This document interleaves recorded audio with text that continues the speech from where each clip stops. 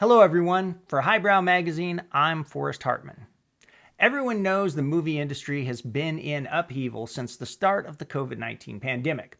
As the public decides between going back to theaters and settling into expanded diets of Netflix and HBO Max, we're also left to wonder what's to become of the Golden Globes.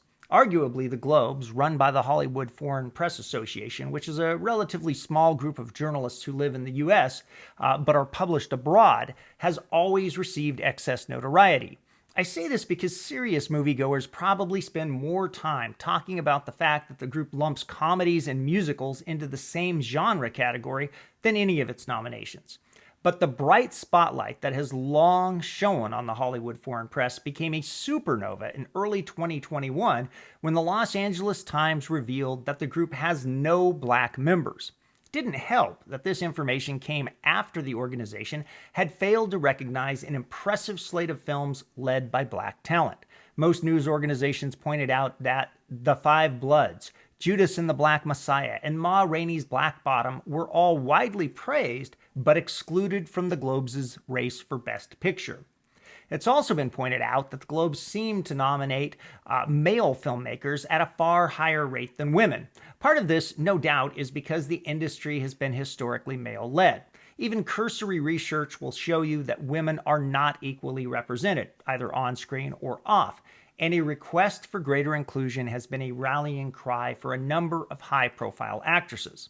On top of all this, the Los Angeles Times ran a 2021 investigative piece in which a number of sources allege that the Hollywood Foreign Press, despite being a nonprofit organization, is engaged in self-dealing. And when this year's show aired on February 28th, it received historically low ratings. IndieWire reports that the show averaged only 5.4 million viewers, which is down 60% from the year before.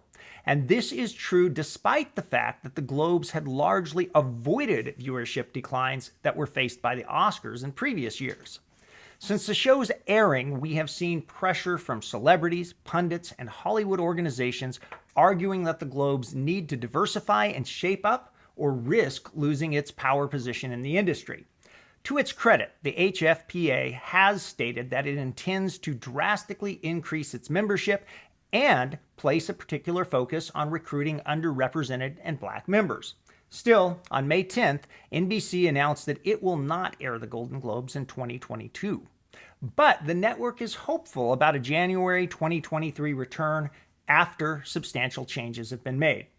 All of this leaves the organization's future in some doubt, but it is important to remember that the Hollywood Foreign Press has weathered scandals in the past, including some that resulted in its losing its TV contracts.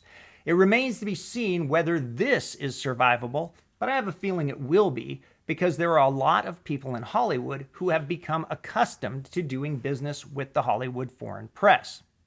Removing it from the scene would represent a seismic shift. How so? Well, let's go back to what I said at the start of this dialogue. The Globes and the Hollywood Foreign Press have always received more attention than they logically deserve. We're talking about a small group of journalists, fewer than 100, and they don't all contribute to highly respected and well-known international news organizations. Some do, to be sure, but this isn't the rule.